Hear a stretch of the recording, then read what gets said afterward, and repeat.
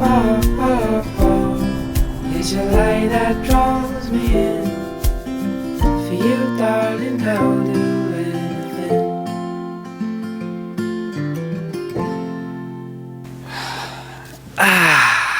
Welcome to Half Past Ja.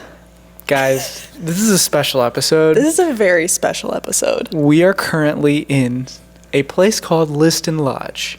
And today is September 17th, the day we're recording. Hallie, what day is that? Oh. What day is it? It is our anniversary, everybody. So, happy anniversary. 2 years ago, today, Hallie was actually in this room getting ready in her wedding dress. And we're just going to talk about a lot of things today pertaining to our marriage, our anniversary. But at the end of this video or this podcast, we are going to be showing different parts of this venue and what happened in that place, and then also sharing a little bit of a clip from our wedding of that location. To kind of put into perspective. And so if you are able to watch on YouTube or Spotify, this one's the episode to actually watch on video. This is definitely the video. I know that you're probably listening to it. If you're listening to it on your commute to work, I would say watch the video. If you're at work, just have it up. Yeah, I'm excited. Morning. You guys need to watch the video. This is going to be a really special one. If you're new, we're Half Past Ja, okay? We're drinking cha at Half Past Ja. And so we're a husband and wife podcast. We're interracial, if you can't tell, if you're not watching the video. Watch the video. But yeah, no, we're excited for this episode. We're excited to chat with you. Make sure you like, subscribe, share this podcast with everybody you know, because it's something that we're really passionate about. Yes, and especially this episode. I'm so happy to be here. All the emotions are coming back, especially being here 2 years ago, later, or 2 years, what am I trying to say? 2 years to the date of our second anniversary. I mean, we already woke up feeling sentimental, appreciating each other, ready to do this together. And then we come here and we see it in its glory in the fall time. There's a fall crisp in the air. It's the perfect day, the perfect time to do this podcast episode. We are so excited. Like Suketu said, we're going to be doing some walkthrough stuff, so make sure you stay tuned for later on the video, because that's going to be awesome, and it'll really kind of put into perspective how one of our wedding days went, because today's day one of our anniversary. Day two's tomorrow. And we're going to sit down now and do some real talk, conversations about our marriage and lessons learned. Yes. So with that, should we go in? Yeah, I'm ready. I'm ready to get deep. Get deep. I always tell Suketu that before every podcast episode. I'm like, you really need to dig deep. You really need to find that fire within yourself, because that's what the people want. The people love when you get deep and they can relate. So that's what we're doing today. I love getting deep. So first question, Hallie. One thing that I want to talk about is tips and tricks and lessons that we've learned in our marriage. Can we do that? Take a little sip of your tea. I'm going to let you think about that. Okay. I'll think about it. I'm still thinking. Do you have any in mind? I do. Okay. The first one, and this is in no order of significance, but I will say, you don't always need to be right. Yeah.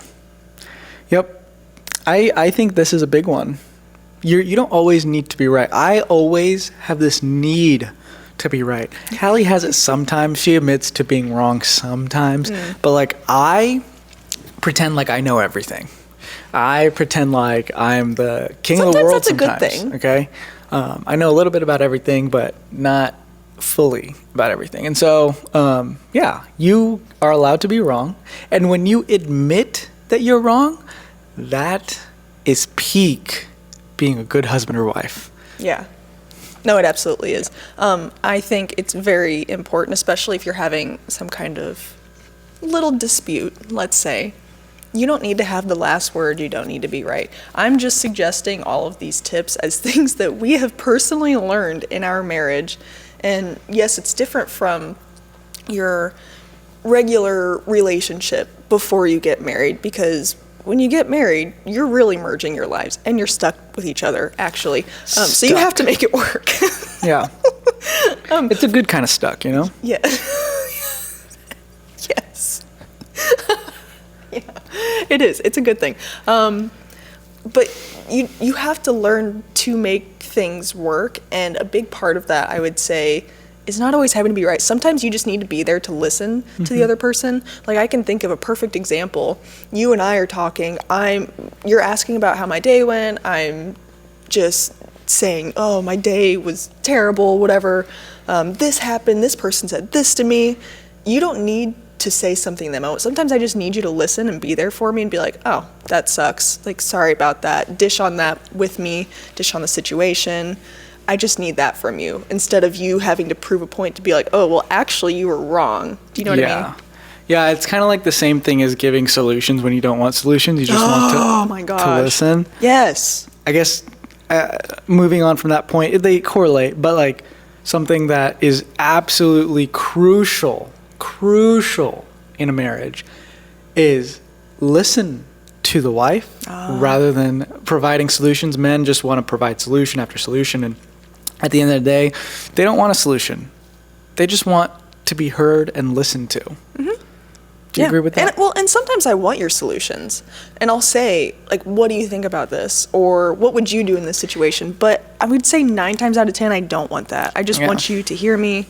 I want you to hate on the situation with me. I just need your support. I need you to be my cheerleader. Yeah. She wants me to be one of the girls. Yeah. Well, and we can't really help that either. You know, it's one thing to be more conscious about it, but we're made completely differently. Our brains are completely different, so I can't expect you to be like me in that situation where I would be like, oh yeah, no, like that's stupid, instead of providing, actual help. So with that, I want to move on, as this kind of goes in with that, communicating your feelings instead of giving silent treatment, let's say.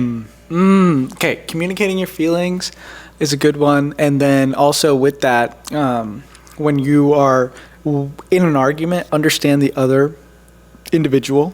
Like, if they need space, to allow them a little bit of space. For me, I can't give Hallie space. I just can't do it. I don't know what's wrong with me. Oh my gosh, no, you can't. But like when we have an argument, she just needs a little bit of space to think about it, come up with a actual response that isn't rude. Whereas like me, I just say whatever comes out of my mouth the second the argument starts, and I'm just like, let's come up with a solution. Let's plan this. Let's figure it out. Well, see, that's to my last point, coming up with a solution. I don't want that. And so snapping, that's exactly. And so it's one of those things where you have to figure out how you each best handle arguments.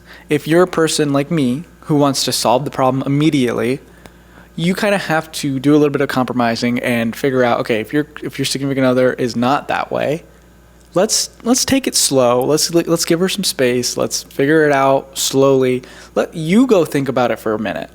Think about what you want to say. Think about something that would actually benefit the conversation rather than you trying to solve the problem. Yeah, and the reason that I make this so clear as a main point that I wanted to talk about is because we've had this happen so many times to us, and it just becomes more amplified once you're married and living together, married or living together, either one. Because you see that person all the time, right? And there are going to be things naturally that upset you, or even if it's not a negative feeling, even if it's happy, you should still communicate those kinds of feelings to your significant other. And there are just going to be lots of times when you live with each other, you see each other at your worst and your best, and you need to be able to communicate that clearly to keep some sort of open communication with each other, because that is so detrimental to your relationship if you don't. Because I feel very comfortable, sometimes almost too comfortable, saying things to you, and I really have to be conscious of that and not do that, essentially. And I know some people say, oh, it's good to be comfortable. There's a limit to it. I think whenever you are like, yeah, it's great to be very comfortable with your partner, but if you get to a point of comfortability where you just say whatever you want, you hurt the other person's feelings, it's not going to end well. It's just not. No, you have to think about those things. And it's not and we've said this quite a few times now, but it's not about, oh, well, I guess you can't be comfortable around your significant other. No, that's actually another point I have, is you need to have a level of respect for your partner at all times. You're not treating them like a nobody. They're somebody to you, and you need to treat them like you love them. I have to go off topic for a second. This is the most comfortable couch I've ever sat on. I know. You just Holy sink moly. it. Speaking of being comfortable. My goodness. See, and this is why I love this space so much. That's why I wanted to pick here to do this. Yeah. Because I got ready on this couch. There's a really cute photo of me, insert photo, of my sister-in-law tying my cute little shoes right here. It was, very comfortable. We took robe photos on this couch. I mean, we'll get into all that later. But, yeah, this is a great room. This is a beautiful open space. I love it. But anyways, talking about having level of respect for your partner at all times, you can get comfortable, but you got to keep respect. Mm-hmm. It's not about walking on eggshells or whatever, what have you. You just need to, and so on and so forth and what have you. No, it can be detrimental to your relationship if you're treating your partner like your roommate, your family member, your friend, your dog, your cat. I don't want to treat you like I treat Sylvie. I mean, I treat Sylvie with the utmost respect. Sylvie's our cat, if She's you don't a queen, know. But Queen Sylvie. Yeah, I treat her differently than I treat you. I probably put Sylvie higher up than I put... Excuse me. Don't do that in a marriage either. No, I'm just kidding. But I think this transitions nicely into my next main point that I have learned is negotiating your conflicts and being able to meet in the middle on things. Especially when you blend your families together and your lives just become so much bigger. This is the hardest one. Negotiating conflicts. That's a good way of putting it. Mm-hmm. There is no way. I thought so too. Either one of you are going to win. You're right. She's right. Everybody's right. That's not possible. I'm sorry. This is the real world. Okay, hold on. Let me stop you right there because I am right a lot of the times. And you need to acknowledge that. All right. Well. You need to. I am always right. And happy wife, happy life, right? Happy wife, happy life. But at the same time, happy husband, happy... Can you just say happy wife, happy life? Okay, it's our anniversary. Just let me feel that. I was trying to make it work. Okay, but I get it. You need to be able to negotiate conflicts. Just like if something you disagree on. Let's give an example of something we disagreed on, okay? I have something in mind. I do too, and I think it might be the same as yours. What? You go. No, you go first. 1, 2, 3, grass. Poop. Just kidding. Wait, what? Just kidding. I just wanted to say poop. Anyways, grass. This is a good one. This one, I know it might sound crazy, but the grass was a big argument for the both of us. I wanted to be in charge of the grass, okay? I am responsible for it. I cut it. I water it. I do all these things, okay? This was before we even moved in with each other and got married, okay? Oh my gosh. Let me just paint a picture. I wanted to make sure that there was a medium between watering the grass and saving money on water, okay? And so, this is at the end of the day, it's a money conversation again. And money. Yeah, we can talk about that in a minute. And so we had this argument of how much we should water the grass. I suggested that we water it once a day for like 10 to 15 minutes, okay? And that just makes sense because then we're not wasting a lot of water as it gets really expensive. Let's not talk about the day that I accidentally forgot to turn off the water and our water bill was like $600. Let's not talk about that. Conveniently, that was the day that I was out of state for work and he just falls apart. Listen, but I just wanted to make it known that I think the water should be just on for a little bit of time. And Hallie was like, I know we need to turn it on for an hour every day. 30 minutes plus. Okay, I didn't say an hour. And that adds up. But money-wise, okay? I understand that, but hold on a second. To put into perspective, we built our house on an empty, basically on a cornfield that was nothing. I thought we have to be able to, if we, this first year of us growing the grass is so crucial to it, that we have to consistently water it, because you wouldn't even do it every day. And I was like, Suketu, well... Listen, but... we got to do it for it to grow. We ended up compromising. We did it 20 minutes a day for watering, and we also got a lot of different things that helped it stay green, like fertilizer and all those things to keep the weeds out. But I do have to say, our grass is the best looking grass. Am I wrong?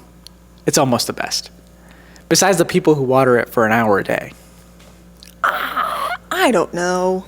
I mean, This is very insulting to me. It I looks thought fine. we had Like, it resolved looks this good. issue. It looks good. It can look a lot better, but I think Yeah. just the situation that we were in, because it's very hard to grow because it's seeded, right? It's seeded, but very no, I'm hard. talking about the front grass. Oh, Like, the front grass looks wonderful. the back grass is a lost cause. There's nothing we can do about that one. Well, we don't really spend that much time in our backyard anyways.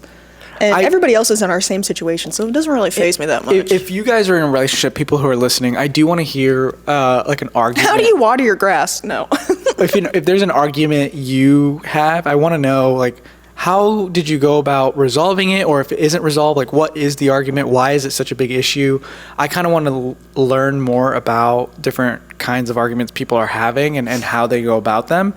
Because I know a lot of ours is just money related, but I know there's all kinds of different arguments. There could be arguments about parents. There could be arguments about kids. There could be arguments about all kinds of things that we haven't gotten to fully experience. But if there's something else that we are not covering, we want to know about it so we can at least become more familiar with it. Well, I want to go a little bit deeper than just surface level on these arguments we're having. Why do you think personally that we're having these arguments? Because I know I have my reasons why.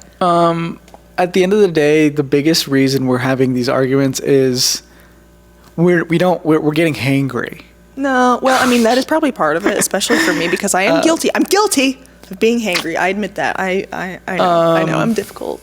I think it's, for me at least, it's like my brain just like forgets that, hey, I'm talking to my wife here. Why am I doing this? Like, sometimes I just see you as, my best friend and that's it. And like, which it's good to be each other's best friend. I forget that you are my wife. I have to respect you and I have to like be very thoughtful. And I know it's a bad thing to forget that, but when you're in that zone of, oh my God, I'm so angry, you just like, you get into that zone. Having to be right.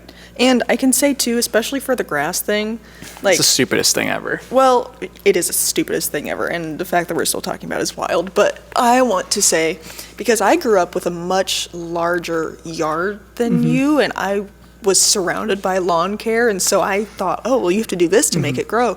And then you came from a smaller yard that you didn't have to take care of your grass as much. So I think just for the sake of this specific argument, that's kind of what it was. It was a lot of hearing different things growing up, and that can tie into so many different kinds of conversations and arguments that you have later on down the line.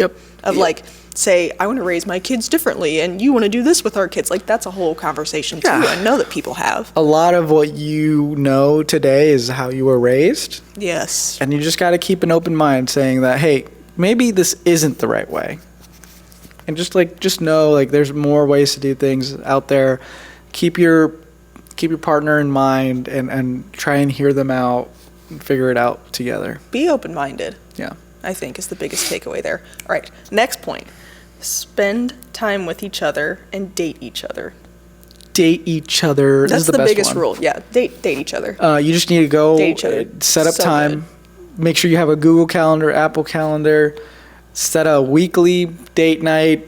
Does not have to mean that you go out to a fancy restaurant. No. It just means you put away your phone for 2-3 hours and you talk to each other. You look in each other's eyes. You say, I love you.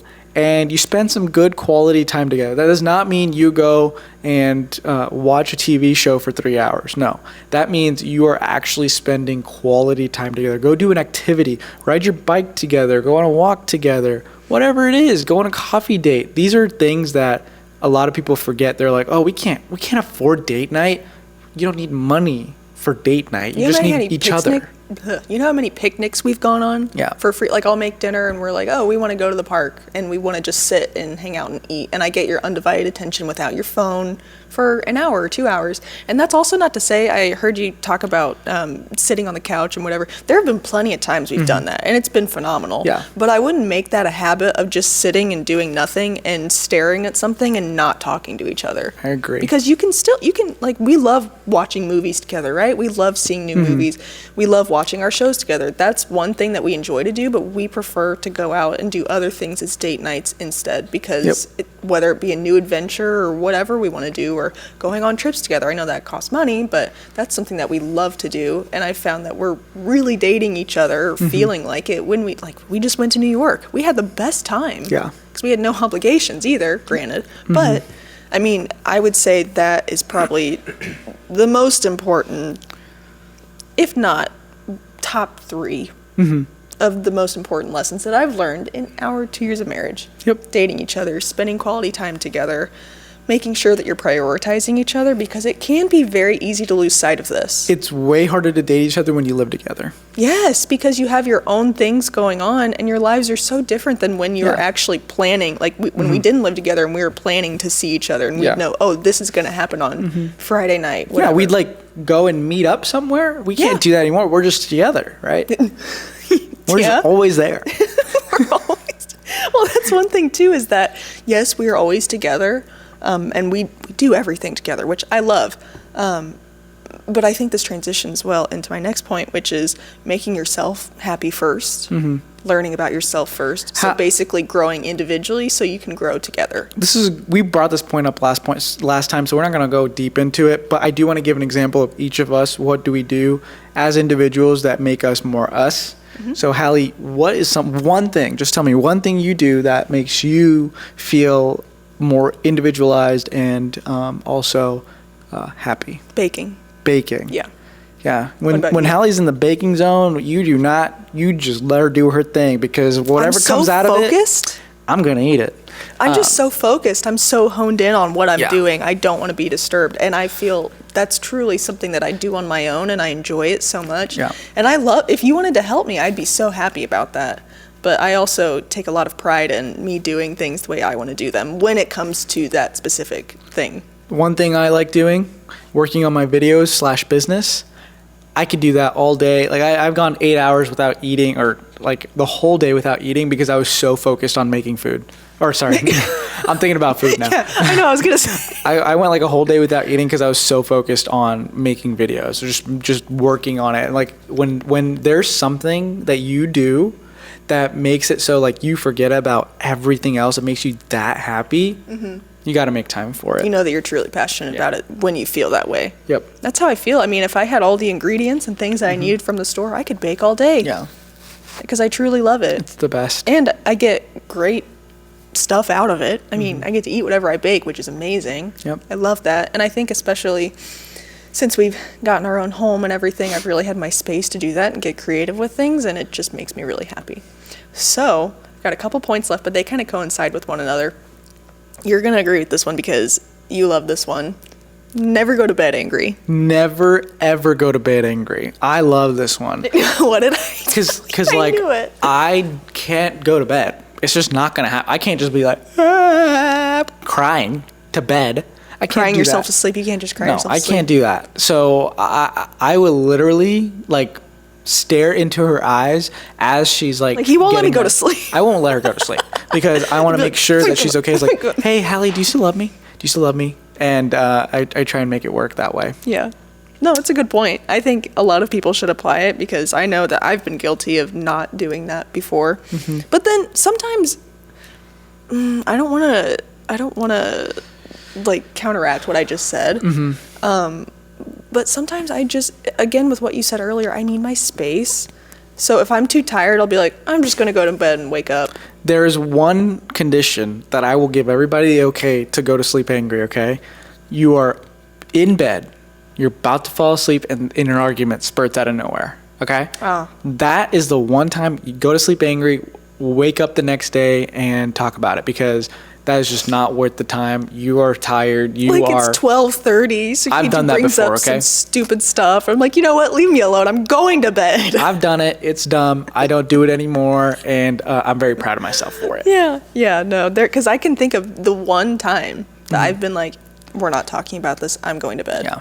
Because that's happened in the I agree. last 2 years. I Well, remember the once. I feel like we've learned a lot. We have, yeah.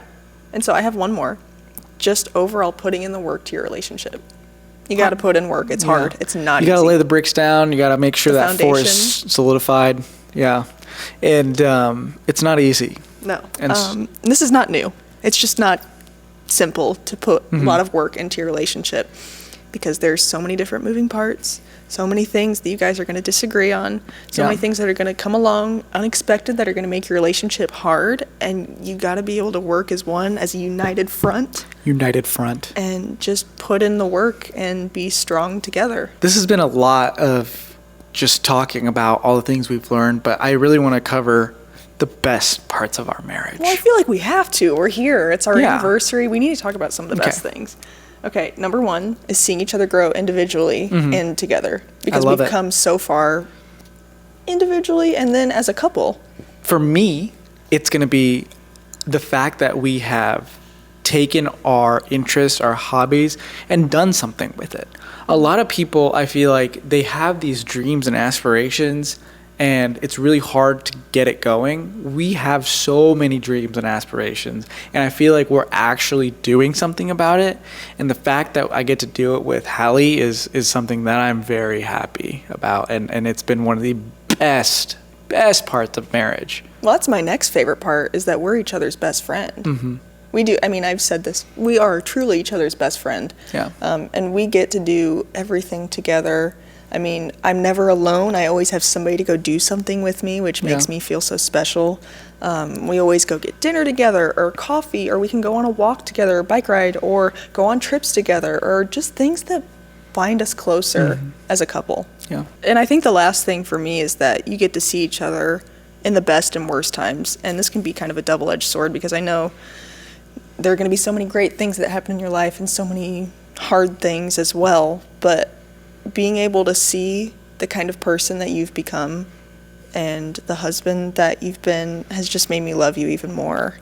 Yeah. I think It just strengthens our bond. on that point, just like seeing how Hallie has handled the lows, and how I've handled the lows is actually the thing that has built us up the most.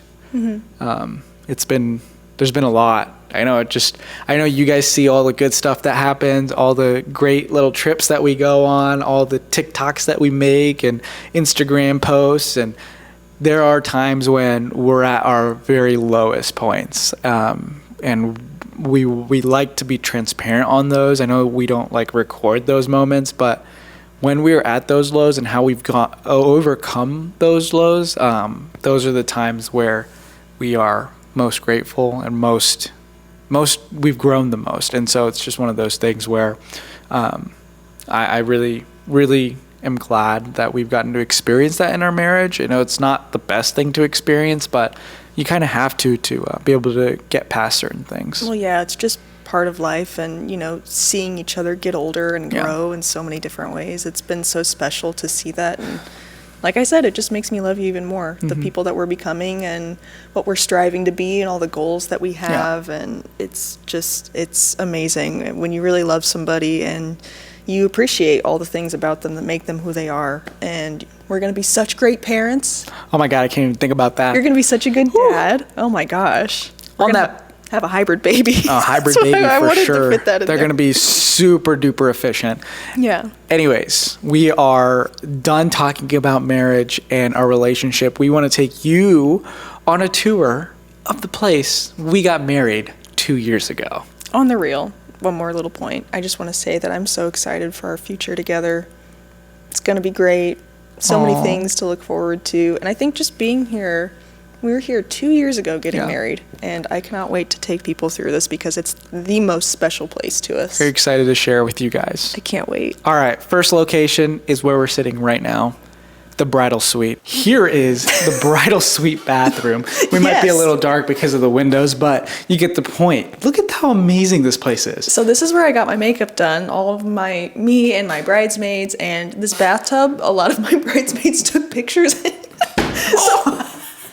But anyways, this is like the most amazing thing ever. By the way, this is a mansion that we got married in. So it's an estate that was it was somebody's house, and it was built on over the years, and it's absolutely stunning. And it's been turned into a venue, wedding venue. We got married here, obviously, so it's just perfect. This was somebody's bathroom. Isn't that crazy? It's called Liston Lodge. If you want to get married, please tell In them Indiana. Suketu and Hallie sent you. So we sent you, yeah. So I got my makeup done here. Love it here. All the natural light was so nice. This is the first thing I did. I was sitting in my robe, so I think it'll cut to like video or maybe photo of me in here. Super cute. Yeah, had a great time in here. Got all prettied up and then got my hair done after. All right, next up, the library. The library. This is where me and Hallie did our first look. We didn't do first look. We did a first touch. Look, we're holding hands. See? We're touching. Ow, ow. This is where we first. This is where we first did our first touch, and we read our letters. Yeah. Hallie opened her gift, and I opened my gift. What did I get you? You got me a watch. I did get you a watch. Yeah, I got you a watch. We hung out here. I sprayed my little perfume. You bought me perfume. We read our notes. What else both did I get cried. you? Oh, you got me a little box and it plays You Are My Sunshine with my sunflower necklace. Yeah, I love that thing. That's so sweet. Yeah, this is a very special place. First touch. Love it. And now we're going to the piano room. This is where me and my groomsmen took a lot of our photos. You learned to play piano here as well. I did. Yeah. This is kind of the entryway. So a lot of the guests were coming in here, seeing the piano. It was playing. Things were in full swing. It was beautiful. Just trying to set the mood. But it was great. So this is the kind of the entryway, and then a lot of photo and video were taken here as well. Yes, they were. And Hallie, next we are going to the smoothie bar. The smoothie bar. So here is where we had all our smoothies. Mine was the mango smoothie, and yours was The strawberry. exactly. So this was where we had that. We didn't have any alcohol at our first wedding, so we had a smoothie bar. Yeah, we had a smoothie bar. It was a nice little refreshment station. I think you could even get like coffee, frozen coffee as well. They had all kinds of things, but our specialties were the mango and strawberry, and this was a really good place for people to just come hang out during cocktail hour. Can you please appreciate the woodwork here? I mean, at it. it's just amazing. And so now we're going to the groom suite. Well, this isn't really the groom suite. The groom suite's right behind us, but there's a basketball court attached to it, so you can play basketball while you're getting ready. Are you kidding me? This was like the coolest groom suite in the world. Yeah, all the guys were just hanging out, shooting some hoops, hanging out, having a good time. Let's go in there. This is it right here. We got This is the the actual groom suite. pool table. We got another place to play games and stuff. And then right upstairs is where we got ready. And I guess if you're just listening to this, it's an amazing, like, look at this there. The ceilings are amazing. There's wooden floors. The lighting, it's moody, it's lighting. elegant. Just amazing. And then right outside is the courtyard we got married in, which we're going to show you guys last. So Next up, we are now going to the place we danced. This is a very beautiful location. It's outside. It's got all kinds of plants. Look at the lights, especially, can you imagine this at night? This is where we had, after it got dark, this is where we did all of our dancing. So where you guys are right now is where the DJ was. Yep. And we were right here doing this. We were dancing like crazy. This is where I did my dance with my dad. This is where we danced all with our family. We had such a great time, and this is where we ended the night. We partied here all night long. Such a great day. I know. Next, we are going to The White Hall. So this is where our full reception took place. This is where all the magic happened. This color, so fun fact about this, all these lights are white around, but then this big one in the middle, this is actually the color that we had. It's kind of like an ambery color. This is the color that was saved in our notes that Ken actually put up. And he's like, I'll do it for your reception. I'll do it for the podcast. So shout out to Ken. But this is where all the magic happened. We had our food here.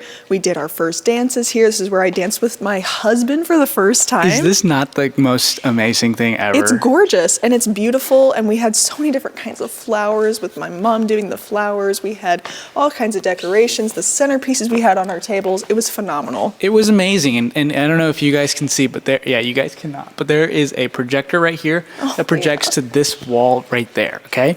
And on this projector, Hallie's dad put his speech, because there's no way he would make it through a speech. We're an emotional family. Exactly. And so he put his video on this wall, and then I played our growing up video on that wall as well. And it was one of the most special moments of our entire wedding. Yeah, it was amazing. Just I the loved fact it. that we were able to share such, our whole wedding really, but share such intimate moments with so many of the people that we loved and care about. It was phenomenal. It was a great time. And What kind of food did we have here? Do you remember? So the food that we had was Mexican. We did. Tacos. It was great. It was a taco bar. People could really get any kind of meat, add-ons, things they wanted.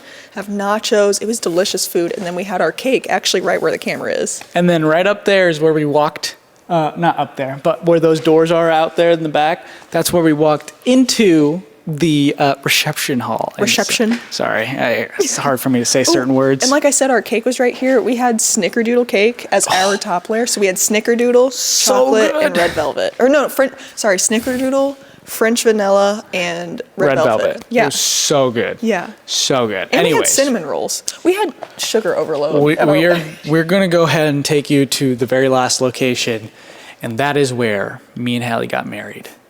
The courtyard.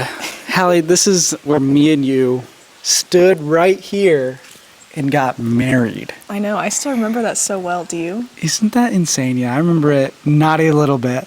Like, I completely blacked out. I mean, she was walking where you guys are, and she was just walking this way, and I was blacked out because I was remember the crying the whole tears time. And came it was a very special moment. Well, yeah, and just looking out and seeing all of our family and friends here. I mean, if you've had a wedding or, you see how special it is. We're going to come and walk up to you guys as we were talking, but Look at the lights. So romantic. we had my family sitting on this side, Hallie's family was on this side, and we were all walking down the aisle.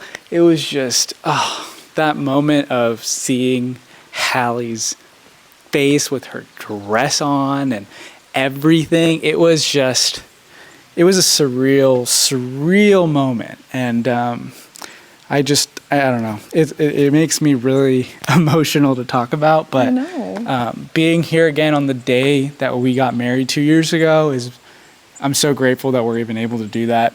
Thank you to Liston Lodge and Ken for letting us do this, but I have no other words.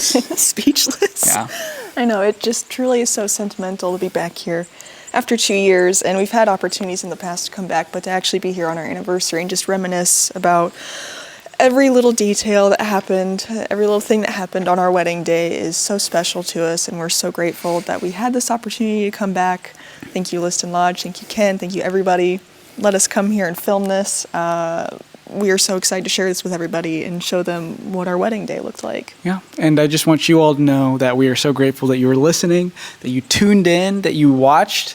We have so many new listeners, and I just want you to know that we are here to stay. We are going to put out as much information as we can, and I really am so grateful that we have such a great community out there. I know there are a lot of different situations of interracial couples or whatever it may be, and we're here to talk about it. We're here to talk about relationships. Sorry about the plane. Can't control that. Ooh, it's warm in the sun. The sun came out, and now it's all toasty. I'm just gonna end it. I want to say something too. Okay. Overall, we're just so grateful to be here, and I'm so happy that we get to do this on our anniversary, and I'm so happy to have you in my life. This has been wonderful. To many more years of marriage. I love you. Oh my goodness, I love you more. So everybody, thanks for tuning in to Half Past Cha. Yes. Make sure you comment, like, subscribe, leave us 5 stars. 6. Thank you That's guys for possible. listening and watching, and we'll see you next time on Half Past Cha. Thank you, guys. And fun fact about this venue, they're so amazing. If you look on this wall, any wall in here, they have photos of all their past brides in their wedding dresses. Mine's right here. Take a look at that. That's my dress. It says Mrs. Patel on it. It's here for everybody to see, and I look at it every time I come here. It's so sweet.